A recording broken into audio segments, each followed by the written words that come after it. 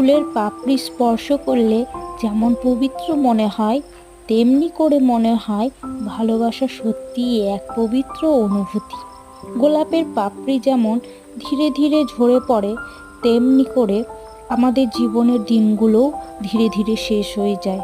তাই আমাদের প্রতিটি মুহূর্তকে মূল্যবানভাবে ব্যবহার করতে হবে এবং স্মৃতিগুলোকে আগলে রাখতে হবে।